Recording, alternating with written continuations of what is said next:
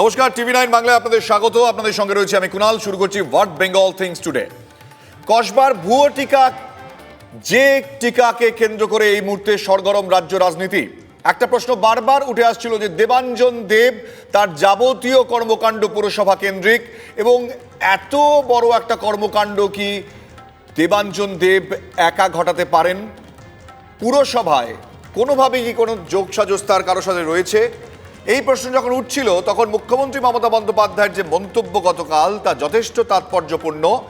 তিনি বলেছিলেন যে পুলিশ এবং পুরসভা কোনোভাবেই দায় এড়াতে পারে না। মুখ্যমন্ত্রী এর আগেও আপনারা জানেন যে বলেছিলেন যে কাটমানি ফেরত দিতে হবে দলের নেতাদের।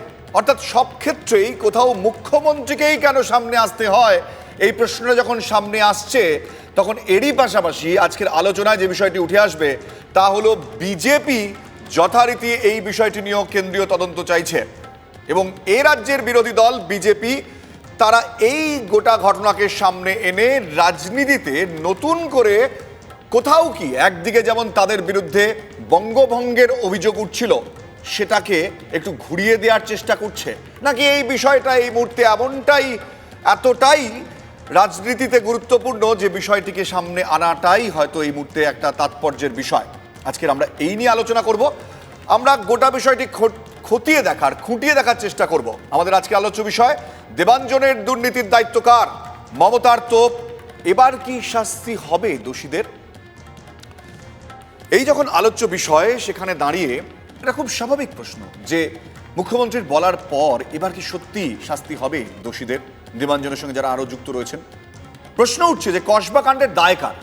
দেবাঞ্জনকে গ্রেফতার করা ছাড়া আর কি ব্যবস্থা নেওয়া হচ্ছে? উত্তরগুলো এখনো কিন্তু স্পষ্ট না হওয়ায় প্রশ্নগুলো সামনে আনার সুযোগ পেয়েই যাচ্ছেন বিরোধীরা। ভুয়ো টিকা শিবিরের সূত্র ধরে আর্থিক লেনদেন কিভাবে হতো তা জানতে খোঁজ খবর শুরু করেছে ইডি, যার জেরে আবার কেন্দ্র রাজ্য সংঘাতের নতুন ক্ষেত্র তৈরি হতে পারে বলেই মনে করছে রাজনৈতিক মহল। একটি রিপোর্ট। অ্যাকশন নিয়েছি, সিট তৈরি করা হয়েছে, এবং আমি নিজে পুলিশ কমিশনারকে 3-4 বার কথা বলেছি এই ব্যাপারে। আর যারা তাকে সাহায্য করেছে সে যেই হোক, A to Z, কাউকে কোনো কম্প্রোমাইজ করা যাবে না। সারদা কেলেঙ্কারির সময়ও সিট তৈরি হয়েছিল, আর তার উদ্দেশ্য ছিল নেতাদেরকে বাঁচানো, ঘটনাকে চাপা দেওয়া। প্রত্যেকবার তাই হয়, ঘটনা হাতের বাইরে চলে গেলে মমতা ব্যানার্জি নিজে নেমে পড়েন। সবে কাল থেকে ব্যাটিং শুরু করেছেন উনি চাইছেন জিনিসটাকে ডাইলুট করে দিতে। চাপানুতর চলছে, মাঝে রয়ে যাচ্ছে একাধিক প্রশ্ন। মুখ্যমন্ত্রী আশ্বাস দিয়েছেন জালিয়াতের কড়া শাস্তি হবে, কিন্তু বিরোধীদের পাল্টা প্রশ্ন, এতদিন ধরে জালিয়াতি চলল কিভাবে? পুলিশের নাকের ডগায় দিনের পর দিন ভুয়ো টিকা শিবির চলল, থানা কিছুই জানতে পারল না। অনুমতি ছাড়াই টিকা শিবির চলছে, জানল না পুরসভা, জানতে পারলেন না ওয়ার্ড কোঅর্ডিনেটর। দেবাঞ্জনের জাল পরিচয়পত্র হাতে আসার পর 15ই জুন নিউ মার্কেট থানায় অভিযোগ দায়ের করেন পুর কমিশনার। ভুয়ো টিকা শিবির নিয়ে 22শে জুন কসবা থানায় অভিযোগ দায়ের হওয়ার পর দেবাঞ্জন দেব গ্রেপ্তার হন। মাঝে এক সপ্তাহ টিকাদানের নামে প্রতারণা চলল। পুলিশ পুরসভা কি করছিল? পুলিশ তার দায়িত্ব এড়াতে পারে না, কর্পোরেশনও তার দায়িত্ব এড়াতে পারে না, এটা আমি ব্যক্তিগতভাবে মনে করি, এবং তাদের অলরেডি অ্যালার্ট করা হয়েছে। মুখ্যমন্ত্রী বলছেন যারা ভুয়ো টিকার শিকার তাদের স্বাস্থ্যের দিকে নজর রাখতে কমিটি তৈরি করা হোক। জাল টিকার খোঁজে বাগড়ি মার্কেটেও হানা দিয়েছে পুলিশ। সরকারি ব্যবস্থার বাইরে টিকা শিবির করা হলে নিয়মের কড়াকড়ির কথাও জানিয়েছে স্বাস্থ্য দপ্তর। দেবাঞ্জন ধরা পড়ার পর এই সব তোড়জোড় সত্ত্বেও কয়েকটা প্রশ্ন কিন্তু থেকেই যাচ্ছে। প্রতারক কি একা দেবাঞ্জন, নাকি তার সঙ্গে পুরসভার কর্মীদেরও যোগসাজশ ছিল? জাল নথি দিয়ে পুরসভার নামে ব্যাংক অ্যাকাউন্ট খোলা, পুরসভার জাল স্ট্যাম্প তৈরি, এমনকি টেন্ডার পাইয়ে দেওয়ার নাম করেও প্রতারণার অভিযোগ দেবাঞ্জনের বিরুদ্ধে। কলকাতা পুরসভার দৈনন্দিন কাজকর্ম সম্পর্কে কিভাবে এতটা ওয়াকিবহল হলেন দেবাঞ্জন? তিনি কি ভিতরের কারো কাছ থেকেই হাড়ির খবর পাচ্ছিলেন? কসবায় টিকার নাম করে কি দেওয়া হচ্ছিল এখনও তা সরকারিভাবে জানানো হয়নি। জাল টিকার সঙ্গেই ঘুরপথে দেবাঞ্জন কি কিছু সরকারি টিকাও জোগাড় করে ফেলেছিলেন? দেবাঞ্জনের মাথায় কি রাজনৈতিক নেতানেত্রীদের হাত ছিল? পুলিশ এখনও এসব প্রশ্নের উত্তর দেয়নি। দেবাঞ্জন গ্রেপ্তার হলেও জালে ওঠেনি কোনো রাঘব বোয়াল। বিরোধী শিবির দাবি করছে বৃহত্তর ষড়যন্ত্র উদ্ঘাটন করতে সিবিআই তদন্ত চাই। টিকাকাণ্ডের জাল কতদূর ছড়িয়েছে, কারা যুক্ত, আর্থিক লেনদেন কিভাবে হতো, কতগুলি এফআইআর হয়েছে? সূত্রের খবর এসব জানতে চেয়ে পুলিশকে চিঠি দিচ্ছে ইডি, যাকে কেন্দ্র করে আবার ভবিষ্যতে কেন্দ্র রাজ্য সংঘাতের নতুন ক্ষেত্র তৈরি হতে পারে বলে মনে করছে রাজনৈতিক মহল। Bureau report, TV9 Bangla. আমাদের এই রিপোর্টের মধ্যে দিয়ে যে প্রশ্নগুলো আমরা তুলে ধরলাম সেগুলো আমি মনে করি বা ব্যক্তিগতভাবে আমরা মনে করি যে স্বাভাবিকভাবে এই প্রশ্নগুলো ওঠা দরকার, কারণ এই ঘটনাটি কতটা রাজনৈতিক আমাদের জানা নেই, কিন্তু যে মানুষ টিকা নিয়ে আগামী দিনে করোনার হাত থেকে বাঁচার চেষ্টা করছেন তাদের মধ্যে এই আশঙ্কা থেকে আগামী দিনে মুখ্যমন্ত্রীর এই প্রতিশ্রুতি স্বাভাবিকভাবেই কতটা পূরণ হয় সেদিকে আমাদের নজর থাকবে। কিন্তু আমরা এই বিষয়গুলো নিয়ে আজকে আলোচনা করব। আমাদের সঙ্গে এই মুহূর্তে যারা যারা উপস্থিত রয়েছেন, আমাদের সঙ্গে এই মুহূর্তে উপস্থিত রয়েছেন বিজেপি বিধায়ক শঙ্কর ঘোষ, আপনাকে স্বাগত শঙ্কর বাবু। রয়েছেন বিজেপি সাংসদ অর্জুন সিং, স্বাগত অর্জুন দা। আমাদের সঙ্গে রয়েছেন বিজেপি তৃণমূল কংগ্রেস বিধায়ক স্বর্ণকমল সাহা, স্বাগত আপনাকে। আমাদের সঙ্গে রয়েছেন তৃণমূল কংগ্রেসের মুখপাত্র বৈশ্বনাথ চট্টোপাধ্যায়, বৈশ্বনাথ দা স্বাগত। রয়েছেন বাম নেতা শতরূপ ঘোষ, স্বাগত শতরূপ। আমাদের সঙ্গে রয়েছেন প্রবীণ সাংবাদিক শুভাশিস মৈত্র। আপনাদের সকলকেই স্বাগত। শুভাশিস দা স্বাগত। আমি শুরুতে একটুখানি স্বর্ণকমল দা আপনার কাছে আসছি। মুখ্যমন্ত্রী মমতা বন্দ্যোপাধ্যায় তিনি যেমনটা বলেছিলেন গতকাল যে পুলিশ এবং কর্পোরেশন এই গোটা ঘটনায় দায় এড়াতে পারে না, আপনিও কি তাই মনে করেন? দেখুন, দায় বলতে যেটা বোঝায় এটা সক্রিয়ভাবে কাউকে কোনো যুক্ত করতে দেখা যায়নি, কলকাতা কর্পোরেশন কিংবা পুলিশেকেও। সকলেই ডিসিভড হয়েছে, সকলেই প্রতারিত হয়েছে। এই একটা জয়েন্ট করে কমিশনারের রূপ নিয়ে IAS অফিসারের চেহারা নিয়ে ঘুরে বেরিয়েছে। ঘুরে বেড়ানোর সময় প্রথমে কেউ তো বুঝতে পারবে না, যখন একটা ঘটনা ঘটে সেই পরিপ্রেক্ষিতেই তখন সামনে আসে, তারপরে বোঝা যায় সে কোথায় কোথায় কী কী করেছে। যতক্ষণে ধরা পড়ছে ততক্ষণ এটা নিয়ে আমাদের মধ্যে সকলেই অজ্ঞাত থাকছে। যেমন রবীন্দ্রনাথ ঠাকুরের মূর্তি উদ্ঘাটন, সেই উদ্ঘাটনে আমন্ত্রিত অনেকেই গেছে। এখানে কে কে আমন্ত্রিত হয়েছে সেটা নিশ্চয়ই যারা আমন্ত্রিত সকলে যায় না, একে অপরকে চিনলো সকলকে চিনবে এরকম কথা নয়, এভাবেই ঘটনা ঘটেছে। এখন এটাকে কেন্দ্র করে আমার মনে হয় রাজনৈতিক তরজা না করে এ ব্যাপারে আমি স্বর্ণকমলদা একটা জিনিস বোঝার চেষ্টা করছিলাম যে দায়টা কি, মানে দায় এই যে শব্দটা, এই দায় বলতে দায় এড়াতে পারে না বলতে কি? মানে এইখানে হয়তো কিছু কেয়ারলেসের অভাব, যেটা আরেকটু কেয়ারফুল হলে হয়তো প্রথমেই ধরা পড়তো, সেটা বোঝাতে চেয়েছে। কিন্তু আমার মনে হয় না এই জিনিসটা এত মানুষের মধ্যে কে কোথায় কি রূপ নিয়ে ঘুরে বেড়াচ্ছে এটা সহজে ধরা। আমি আসবো এই বিষয়টি নিয়ে স্বর্ণকমলদা, একদম বিস্তারিতভাবে আসবো আপনার কাছে আবারও। স্বর্ণকমলদা যেটা বললেন, কি বলবেন প্রত্যুত্তরে অর্জুন দা?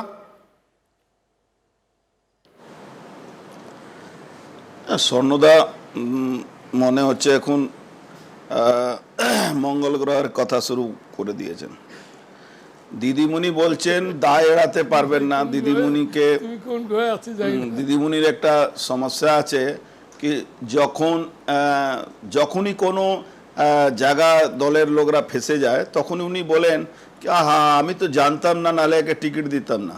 মনে আছে যখন এরা সারদা কেসে ফেসেছিল, কয়েকজন নেতার ব্যাপারে দিদিমণি বলেছিলেন। সারদা কেসে উনি সিট গঠন করেছিলেন, একটাই কারণ ছিল কি যাতে ওই লকারে যে ফাইলগুলো আছে, রাত্রিবেলায় যে IPS অফিসার একজন গিয়ে লকার থেকে সব ফাইলগুলো নিয়ে লোটপাট করে দিয়েছে। তো এটা দিদিমণি একটা ভালো চাল আছে, আর দিদিমণি এটা ভালো বুঝেন, ওটাই করেছেন। সব থেকে বড় ব্যাপার কি হয়, আজকে এই যে মিডিয়া দেওয়াঞ্জন ব্যাপারে অত অ্যাগ্রেসিভ বা মানুষ কাছে তুলে ধরছিস তো, আর সারা বাংলা একটা সবাই ভাবছে দেওয়াঞ্জন যেভাবে করেছে, দেওয়াঞ্জন ভুল করেছে, খারাপ করেছে, কিন্তু 10 দিন পরে 15 দিন পরে এটা সবাই ভুলে যাবে। কেন? FIR এখানে হবে, FIR হলো, আরেস্টও হবে, তারপরে যেই মিডিয়া থেকে অফ হবে তারপরে কেউ আর দেখবে না। 20 দিন 25 দিন 50 দিন পরে ছাড়া পেয়ে যাবে, তারপরে ফাইনাল রিপোর্ট লেগে যাবে, কেস থেকে রেহাই হয়ে গেল, ও বাল তবিয়তে আবার অন্য জায়গা গিয়ে করবে। একটা লোক IAS হয়ে গেছে আর কর্পোরেশনে কাজ করছে, আর কর্পোরেশনের তথাকথিত যিনি এখন অ্যাডমিনিস্ট্রেটর আছেন তিনি বলছেন আমি তো চিনি না, আমি তো হাত জোড় শুধু করেছি। কর্পোরেশন কেন, আপনি যে কোনো জায়গায় একজন IAS অফিসার বলছে আমি IAS, একটা কি মন্ত্রী আছেন কি আছেন আপনি একটা ওয়েবসাইটে চেক করে দেখছেন না কি মন্ত্রী আছে, ও আইএস আছে না আইপিএস আছে না। অ্যাকচুয়ালি কি আছে, বাংলায় সিভিক ভলেন্টিয়ার চালু হয়েছে, তো এখন civic is, civic IPS, civic inspector এখন চালু হয়েছে। আর কিছুদিন পরে দেখবেন সিভিক নেতা চালু হবে, যারা এই ভ্যাকসিনের সঙ্গে যুক্ত হয়ে কোটি কোটি টাকা অর্জুন দাস রোজগার বাবু। করবে। এই অবস্থায় বাংলা চলছে। শতরূপ ঘোষের কাছে আমি একটু আসবো। শতরূপ, মুখ্যমন্ত্রী মমতা বন্দ্যোপাধ্যায়ের সোচ্চার হওয়া নিয়ে অর্জুন সিং বললেন, আমরা দেখেছি যে বিভিন্ন ইস্যুতে মুখ্যমন্ত্রী মমতা বন্দ্যোপাধ্যায় একদম শেষ, তাকেই নামতে হয় সবকিছুতে। এবং মুখ্যমন্ত্রী যখন এই দায়ের প্রসঙ্গটা তুললেন, তাহলে কি বৃহত্তর অর্থে যে প্রশ্নটা বারবার উঠে আসছিল যে পুরসভার ভেতরে কোথাও একটা বিষয় রয়েছে বা পুলিশের নাকের ডগায় এই যে ভুয়ো টিকা শিবির চলছিল, সেটা কিভাবে সম্ভব, এই প্রশ্নটা মুখ্যমন্ত্রীও তুললেন।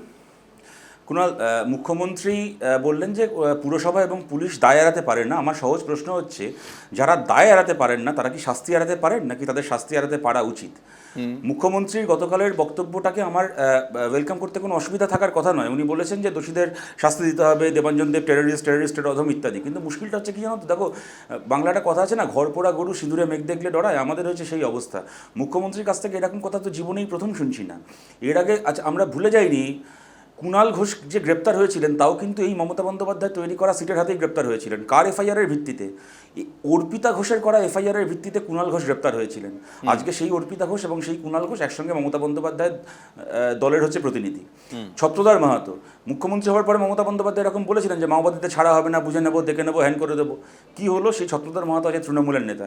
চলে এসো 3 নম্বর ঘটনা, ঋতব্রত ব্যানার্জি, একটি মেয়ে তার নামে ধর্ষণের অভিযোগ করলো, মুখ্যমন্ত্রীর দল তাকে বাংলার আশারাম বাবু বলে তার গ্রেপ্তারি চেয়ে মিছিল করলো তৃণমূল কংগ্রেস, বালুরঘাটের তৃণমূল কংগ্রেস। আজকে সেই ঋতব্রত ব্যানার্জি তৃণমূল কংগ্রেসের নেতা। সুতরাং এই প্রেসিডেন্সগুলো রয়েছে বলেই মুখ্যমন্ত্রীর গতকালের কথা সত্ত্বেও আমাদের নিশ্চিন্ত হওয়ার উপায় নেই। আমি তার সাথে খালি একটা কথা বলছি কুণাল, এখানে দেখো আমাদের যদি, স্বর্ণকমলদা বললেন না যে রাজনীতি করার একটা সময় নয়, দেখুন আমাদের যদি এটাকে নিয়ে রাজনীতিই করতে হতো, খুব সস্তা রাজনীতি করতে হতো, তাহলে আমাদের পক্ষে সবচেয়ে সহজ হতো মিমি চক্রবর্তীর বিরুদ্ধে বলা এখন, বা মিমি চক্রবর্তীর শাস্তি চাওয়া। তার কারণটা হচ্ছে এটা ঘটনা, মিমি চক্রবর্তীর কিন্তু ভিডিও রয়েছে যেখানে উনি বলছেন যে উনি খালি শিবির মানে উদ্বোধন করতে আসেননি বা অতিথি হয়ে যাননি, উনি লোককে দায়িত্ব নিয়ে বলছেন যে আপনারা এখানে ভ্যাকসিন নিন, আমি গ্যারান্টি দিচ্ছি এগুলো জেনুইন ভ্যাকসিন। কিন্তু আমরা মিমি চক্রবর্তীর কিন্তু শাস্তি বা ওনার বিরুদ্ধে কিছু বলছি না, কারণ এটা আমরা বুঝতে পারছি মিমি চক্রবর্তীর হয়তো একটা ভুল হয়েছে, একটা গাফিলতি হয়েছে। কিন্তু আপনি যখন মিমি চক্রবর্তীর প্রসঙ্গটা তুললেনই, করেছে এমন নয়। কোনো মানুষ জেনে শুনে নিজের শরীরে ফলস ভ্যাকসিন নিতে পারে না। ও কোনো একটা জায়গায় ফেসে গেছে, ওর ভুল হয়েছে, ক্রিমিনাল নেগলিজেন্স হয়েছে। শতরূপ একটুখানি আমি বৈশানন্দ আপনার কাছে আসি। শতরূপ যেটা প্রশ্ন তুললেন, এটা ভুল হয়েছে, এটা আমাদের মানতে হবে। আচ্ছা, মিমি চক্রবর্তী ভুল করেছেন কিনা করেছেন সেটা অন্য বিষয়। ডেপুটি মেয়র থেকে শুরু করে এমআইসি, যারা কিনা একজন ব্যক্তিকে অ্যাডিশনাল কমিশনার পরিচয় দিয়ে সঙ্গে নিয়ে আসছি শতরূপ, এই প্রশ্নগুলো নিয়ে আসবো, ঠিক প্রশ্ন নিয়ে আসবো। আমি বৈশানন্দ এই প্রশ্নটাই তুলছি যে বিজেপির প্রশ্ন তুলছে যে এই ভুলটা করেছিলেন, দিলীপ ঘোষ প্রশ্নটা করেছেন যে এই ভুলটা মিমি চক্রবর্তী করেছিলেন ভাগ্যিস, বা মিমি চক্রবর্তীর টিকাটা নিতে গিয়েছিলেন ভাগ্যিস, নাহলে তো এই বিষয়টা সামনেই আসতো না, এই ঘটনা চলতেই থাকতো এবং তৃণমূল এই নিয়ে কোনো মুখই খুলতো না। না, একটা কথা বলে দিই, এই ঘটনাটা নক্কারজনক ঘটনা। যে ঘটনা ঘটিয়েছে তার কঠোর শাস্তি চাই।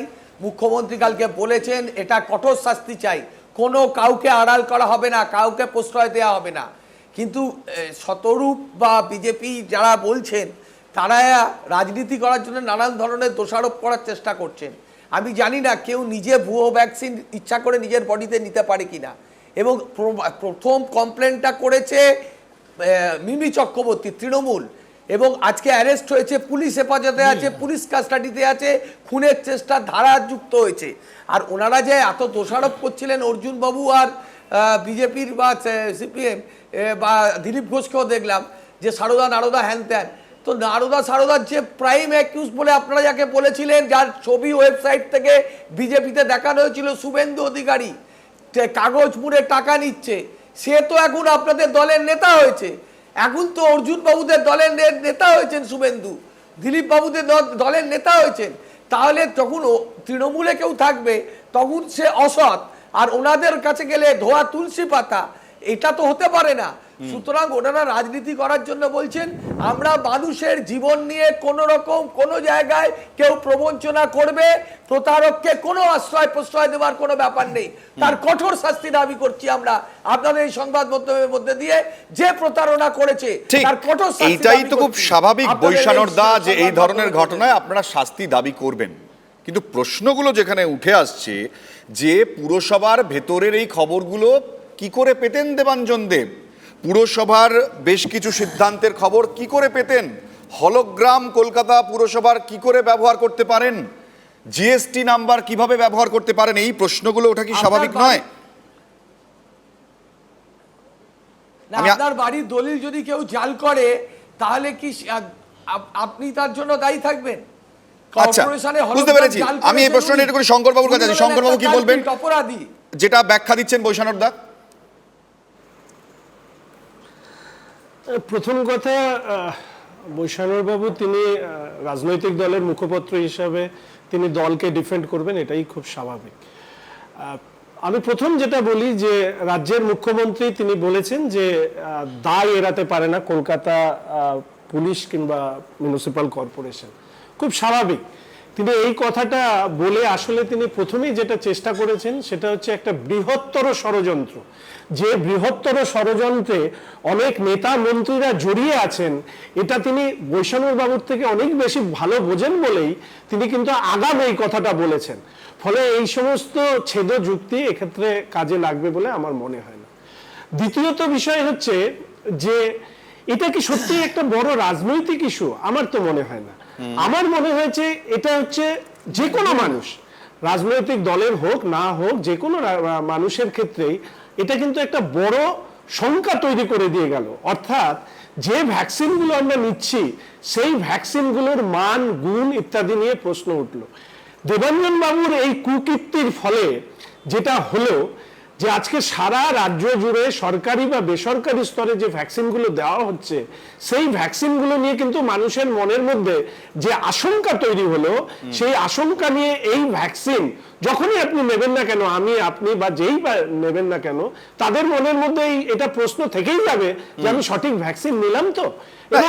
বিভিন্ন জায়গায় সামাজিক মাধ্যম বা অন্যান্য সামাজিক মাধ্যম বা অনেক জায়গায় এই প্রশ্ন উঠছে যে ভ্যাকসিনের বদলে জল দিয়ে দেওয়া হচ্ছে। কেউ কেউ এটা বলছেন যে ধরুন 10 ডোজের যে ভ্যাকসিন আসছে সেটাকে দিয়ে 15 ডোজ বা মানে 15 জন। একেবারে শঙ্করবাবু, এই প্রশ্নগুলো আপনি যেগুলো তুলছেন এগুলো স্বাভাবিকভাবে মানুষ তুলছেন, এটা খুব স্বাভাবিক। আমি একটুখানি আসছি আপনার কাছে, আমি একটু সুভাষিস দা আপনার কাছে আসবো। সুভাষিস দা, এই যে গোটা বিষয়টি, এটার একটা রাজনীতি, বাবু যখন সিপিএম করতেন, বলুন শঙ্কর বাবু যখন বিজেপি হয় না কি সমস্ত কথা বলেন? হ্যাঁ, আমি সিপিএম আপনি করতেন তো তখন তখন তখন রেপসিড অয়েলের ভেজাল হয়েছিল জানেন তো? লুকিয়ে না তো, ভেজাল হয়েছিল, মানুষ হয়ে গেছিল। আপনি তো আপনারা তো দল করেন, এখন একদল নাম কি জিজ্ঞেস করলে আপনি কি উত্তর দেবেন? আমার বাড়ি সুন্দরবনে, যে বিষয় আলোচনা হচ্ছে ভ্যাকসিনেশন, ওই বিষয়ের উপরে আলোচনা করুন, অন্য বিষয় নিয়ে অন্য দিন আলোচনা করুন। আপনি এত উত্তেজিত হয়ে যাচ্ছেন কেন? আপনি কথা রেখে যাচ্ছেন কেন? না না, আপনি দল পাল্টেছেন বলে এত রেখে যাবেন? কোথায় বিজেপি? বলুন না, ভ্যাকসিন নিয়ে এই যে সিভিক আইএস আপনারা জন্ম দিলেন, এটা কি আপনি সমর্থন করেন? সিভিক আইএস কে জন্ম দিলেন, সমর্থন করেন? 2019 বা তারও আগের থেকে এই সচিব হিসাবে কাজ করে যাচ্ছিল। আচ্ছা, ক্যালকাটা মিউনিসিপ্যাল কর্পোরেশনে আপনারা কি ঠুলি পড়েছিলেন নাকি? যুগ্ম সচিব কি গ্রামে শহরে হাজার হাজার যুগ্ম সচিব হয় নাকি? বলবে নাকি? Kolkata municipal corporation, police commission সবাই মিলে দায়ী। বেশ, আমি আসছি আপনার দুজনের কাছে, আমি একটু সুভাষিস দার কাছে আসবো।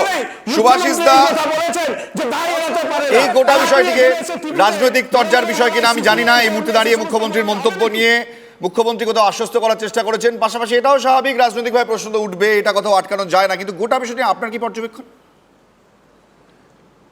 না, এই ঘটনাটা যে ঘটতে পেরেছে তার পেছনে মানে কিছু কনস্পিরেসি বা ইত্যাদি থাকতেই পারে, কিন্তু একটা বড় অংশ হচ্ছে আমার মনে হয় গাফিলতি কাজ করেছে এবং গাফিলতি কোথায়, যে যারা এক্স্যাক্টলি পুরসভার কাজ নিরাপত্তা, করেছে এখানে। যারা পুরসভার নিরাপত্তার দায়িত্বে থাকেন, যারা যে পুলিশের এলাকায় এই ক্যাম্পগুলো হয়েছে, যে কাউন্সিলরদের এলাকায় হয়েছে, তাদের একটা চূড়ান্ত অসতর্কতা, যদি আমি বলি, আমি দোষী বলছি না কারণ আমার কাছে তথ্য নেই, কিন্তু অসতর্কতা, গাফিলতি এবং পুরসভার নিরাপত্তার দায়িত্বে যারা থাকেন তাদের পক্ষে তো বড় ধরনের গাফিলতি ঘটেছে। দেখুন, এইটা কিন্তু সেটা একটা কথা শঙ্করবাবু ঠিক বলেছে, এটা কিন্তু ওই হর্ষদ মেহতা বা ব্যাংক ফ্রডের মতো ওই জাতীয় জিনিস নয়। এটার মধ্যে একটা জনস্বাস্থ্যের অংশ আছে এবং দায় এড়াতে পারে না মুখ্যমন্ত্রী যে বলছেন, তাহলে কিন্তু ওই এই যে সমস্ত এলাকায় ওর প্রোগ্রাম হয়েছে সেখানকার পুলিশ, সেখানকার সিকিউরিটি, পুরসভার সিকিউরিটি, এদেরকে কি পুলিশ ডেকে জিজ্ঞাসাবাদ করছেন? আমি জানি না করেছে কিনা। না করে থাকলে সেইটা কিন্তু হওয়া উচিত যে পুরসভায় একটা ফ্রড পুরসভার ভেতরে ঘুরে বেড়াচ্ছে। পুরসভার, আমরা তো পুরসভায় ডিউটি করেছি দীর্ঘদিন, আপনারাও জানেন, পুরসভার ভিআইপি এলাকায় মুভ করছে, সে কি করে সে অ্যালাউড হচ্ছে? একেবারে এটা সবচেয়ে বড় প্রশ্ন। আমি খুব সংক্ষেপে, শতরূপ খুব সংক্ষেপে ব্রেকে যাবো। কুণাল, আমি খালি একটা তথ্য, এটা আমরা যারা এখানে আছি আমরা বেশিরভাগই জানি এটা, তাও আমি জাস্ট একটু রিমাইন্ড করাচ্ছি, যেটা সুভাষিসবাবু বললেন, যে ওয়ার্ডের এই ঘটনাটা 107 নম্বর ওয়ার্ড কসবার মধ্যে, সেই ওয়ার্ডের কাউন্সিলর, এখন কোঅর্ডিনেটর, উনি মিডিয়াকে এটা বলেছেন, এটা আমরা সবাই দেখেছি, যে আমার সন্দেহ হয়েছিল যে লোকটা ঠিক লোক নয়, যে ক্যাম্পটা চলছে এটা একটা জাল কেনার ব্যাপার হচ্ছে। আমি কসবা থানার ওসিকে নিজে ফোন করে জানাই, ওসি আমাকে উত্তরে বলেন যে না, ওটা পুরসভার ক্যাম্প চলছে। মানে চিন্তা করুন, যিনি এই অভিযোগটা করছেন তিনি নিজে কলকাতা পুরসভার একজন বড় চেয়ারম্যান, নিজে ওসিকে বলছেন যে এটা পুরসভার কিছু না। ওসি একজন বড় চেয়ারম্যানকে শেখাচ্ছে যে না, এটা পুরসভার প্রজেক্ট চলছে। এরপর কি আমরা, এর দুটো মানে হয় দেখুন কুণাল, এক হয় ওসির কাছে পুরসভারই কোনো একটা সূত্র থেকে একটা কমিউনিকেটেড ছিল যেটা পুরসভার প্রোগ্রাম, সেক্ষেত্রে সেই সূত্রটা তাকে আমাদের ধরতে হবে বা সামনে আনতে হবে, অথবা দুই, কসবা থানার ওসি নিজে দেবাঞ্জন দেবের সাথে ইনভলভ, যে কারণে একজন বড় চেয়ারম্যান তাকে বলার পরেও তিনি আড়াল করছিলেন। সুতরাং দেবাঞ্জন দেব তার ভাইকে তো অ্যারেস্ট করলে হবে না, এই লোকগুলোকে তো সামনে আনতে হবে। এক্ষেত্রে একটা বিষয় পরিষ্কার শতরূপ, এক্ষেত্রে কোনো রাঘব বোয়াল জড়িত আছেন কিনা আমাদের জানা নেই, কিন্তু একটা বিষয় পরিষ্কার যে দেবাঞ্জন দেবের একার পক্ষে এত বড় একটা কর্মকাণ্ড চালানো সম্ভব নয়। আরো একটি বিষয় যেটা সামনে আনবো, এই ঘটনাকে কেন্দ্র করেই অবশ্যই বঙ্গভঙ্গের একটা বিষয় নিয়ে বিজেপি বিতর্কের মুখে পড়েছিল।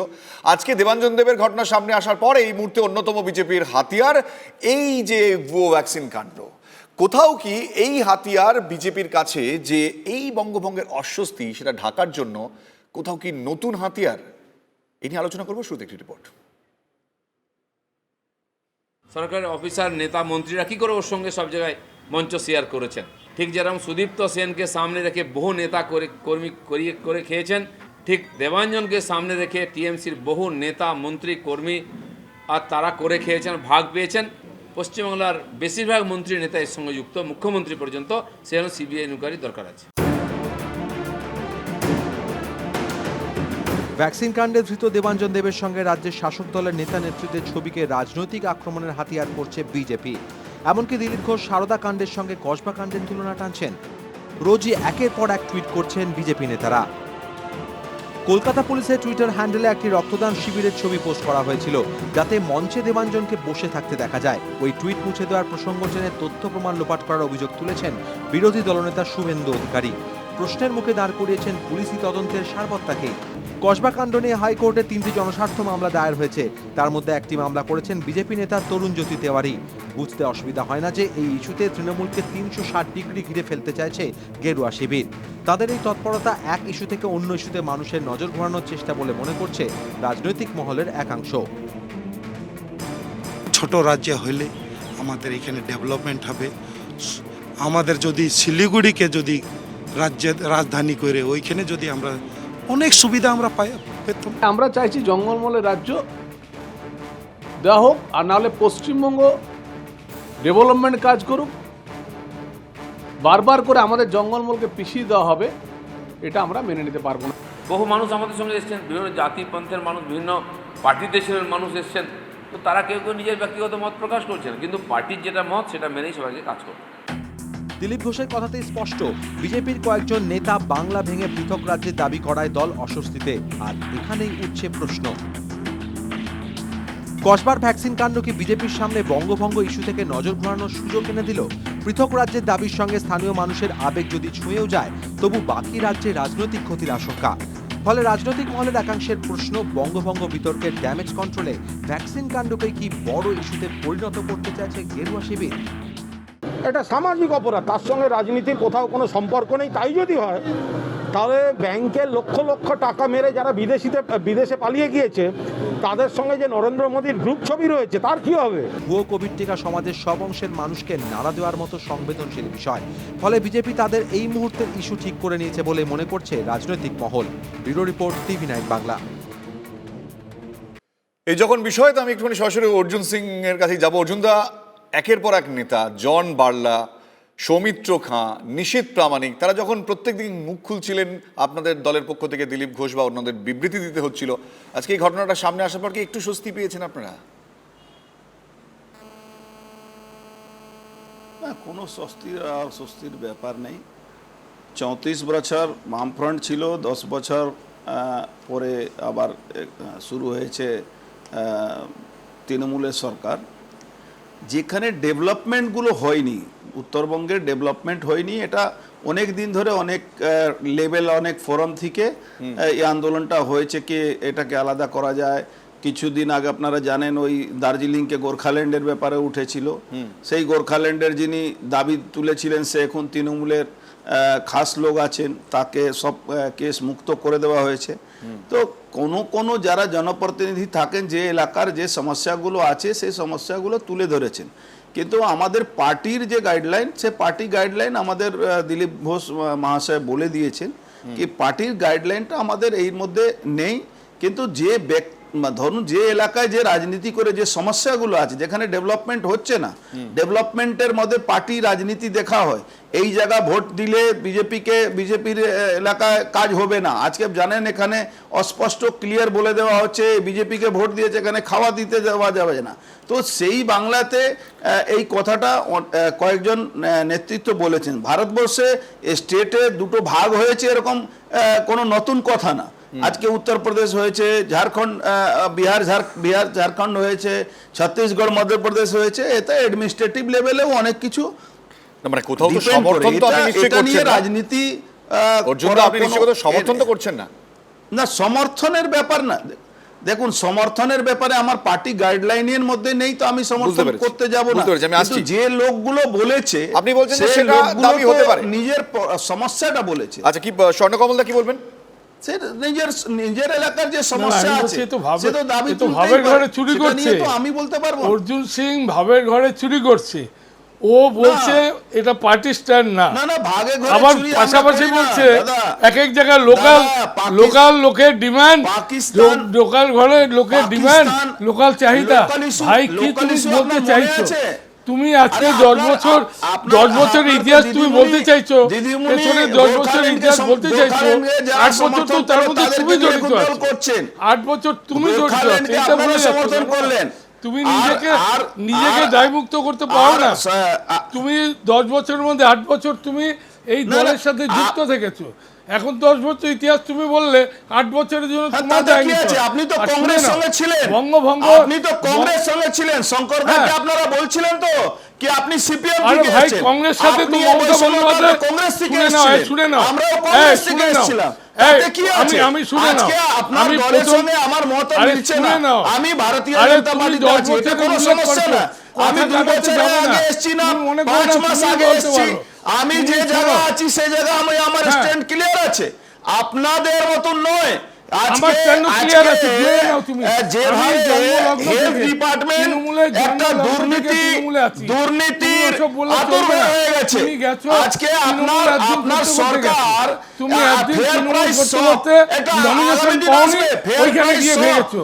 এখন বিজেপির কথা বলছো, এখান থেকে ওষুধ যা করছো তুমি নিজেকে বুঝে নাও।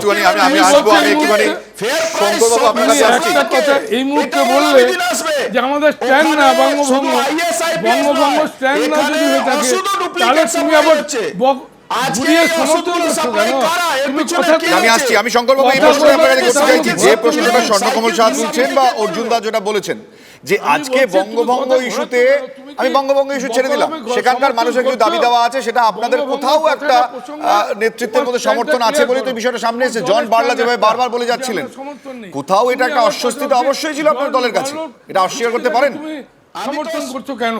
না না কোনো অস্বস্তির ব্যাপার নেই। আসছি অর্জুন দা, আসছি স্বর্ণকমল দা। অস্বস্তির ব্যাপার নেই। যে এলাকার যে সমস্যা হ্যাঁ। থাকে ওখানকার হ্যাঁ, please, জনপ্রতিনিধি শঙ্করবাবু। কথাগুলো বলতেই পারে। প্রথমত তার আমরা মানে ঘুরিয়ে- একটা সুস্থ ঘুরিয়ে আলোচনার তুমি মধ্যে আবার- দিয়ে যাচ্ছি, আবার তো ঘুরিয়ে স্বাভাবিকভাবেই আমাকে আমি দু একটি সাধারণ কথা বলবো।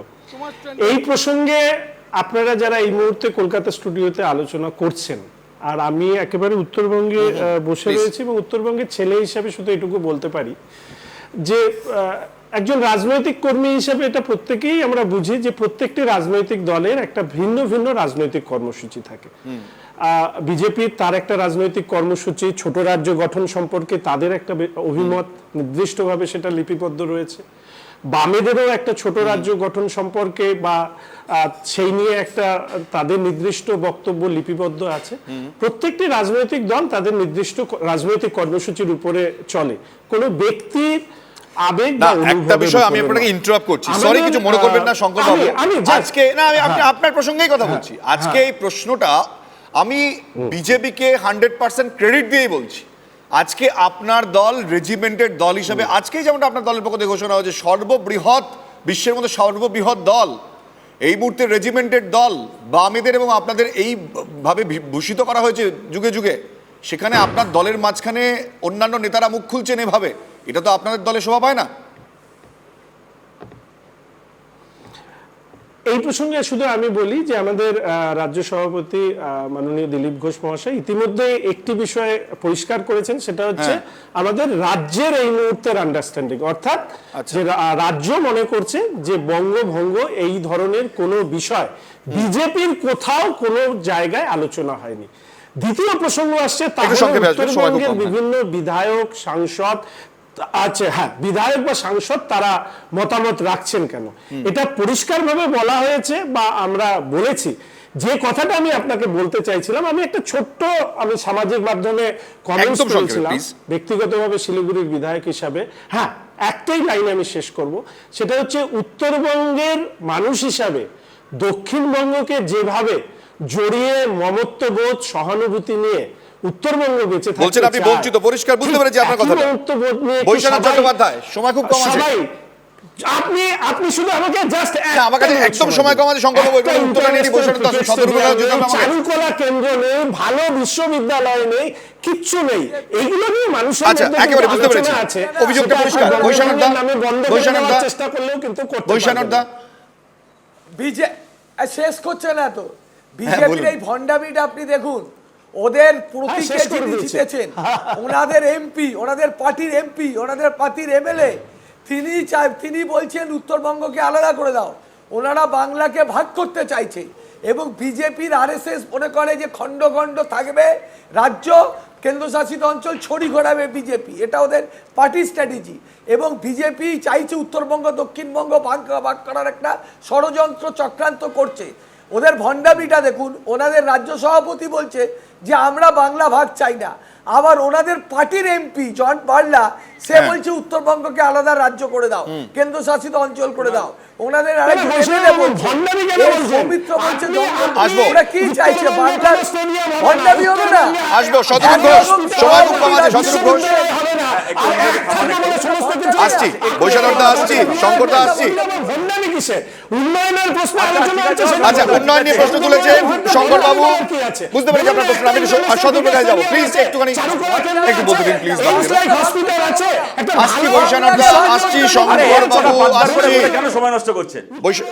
বৈশাখ দা আসছি, শতরূপ সময় নেই, খুব কম সময়। কথাটা হচ্ছে বিজেপি যতই নিজেকে ডিস্টেন্স করার চেষ্টা করুক না কেন, দেখুন এই ঘটনাটা এমন নয় যে বিজেপির একজন কেউ র্যান্ডামলি বললো। জন বার্লা এটা বললেন, তারপর তাকে সমর্থন করলো নিশীথ প্রামাণিক, তারপর সমর্থন করলো তাকে এখানে মানে আবার আলাদা জঙ্গলমহল রাজ্য চাইলেন সৌমিত্র খান, তারপর দেখি এবারে রাজু বন্দ্যোপাধ্যায় বেলঘড়িয়ায় থাকে, ওরও নাকি শুনছি আলাদা রাজ্য চাই, সে আবার বলে যে হ্যাঁ আলাদা রাজ্যের প্রস্তাব খুব ভালো প্রস্তাব। এবং আমি তার সাথে এটা বলছি যে দিলীপ বাবু আজকে যাই বলুন না কেন, আমরা ভুলে গেছি বছর 3 আগে, তখন শঙ্কর ঘোষও বিজেপিতে ছিলেন না, অর্জুন সিংও বিজেপিতে ছিলেন না, তখন পশ্চিমবাংলা থেকে বিজেপির সাংসদ ছিলেন সুরিন্দর সিং আলুওয়ালিয়া। আপনাদের মনে আছে সুরিন্দর সিং আলুওয়ালিয়া ক্যাটাগরিক্যালি বলেছিলেন দার্জিলিংয়ে দাঁড়িয়ে, যদি তামিলদের জন্য তামিলনাড়ু থাকে, যদি বিহারিদের জন্য বিহার থাকে, আমি অপেক্ষা করে আছি কবে আমার গোর্খা ভাইরা পৃথক গোর্খাল্যান্ড পাবে। তখন যখন দিলীপ ঘোষকে প্রশ্ন করা হয়েছিল, আপনাদের মনে থাকবে দিলীপ ঘোষ উত্তর দিয়েছিলেন, তখন বিমল গুরুং আমার দিলীপ ঘোষের সঙ্গে, তখন দিলীপ ঘোষ উত্তর দিয়েছিলেন যে গোর্খাল্যান্ড দেবো কিনা এখনই বলছি না, কিন্তু আমরা বিজেপি নীতিগতভাবে ছোট রাজ্যের পক্ষে, তাই আমরা এটাকে সমর্থন করতেও পারি। তাই বিজেপির তো এটা পলিটিক্যাল প্রজেক্ট যে ওরা পৃথক বিদর্ভ চায়, ওরা পৃথক গোর্খাল্যান্ড চায়, ওরা পৃথক এরকম 1000টা রাজ্য চায়। এটা তো বিজেপির ঘোষিত প্রজেক্ট, এটা নতুন করে সুভাষিস দা একদম শেষে আপনার কাছে যাব। এরা অন্য দল থেকে বিজেপিতে নতুন গেছে বলে এটা জানে না, এটা আর কদিন বিজেপিতে থাকুক জানবে।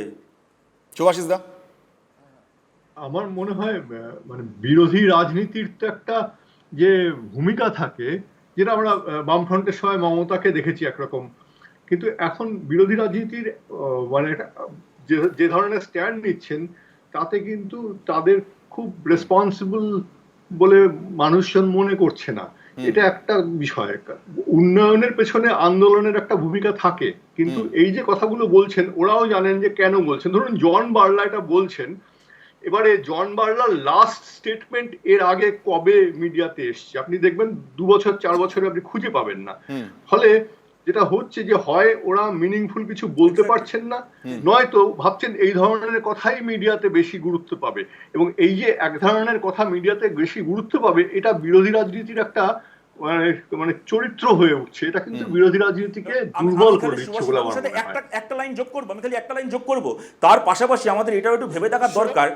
দেখুন আপনারা জিনিসটি খেয়াল করেন, জন বার্লা যে কথাটা বললো তাতে পৃথক গোর্খাল্যান্ড চায় যে মানুষেরা, তাদের প্রতি বিজেপি একটা হাত বাড়িয়ে রাখলো।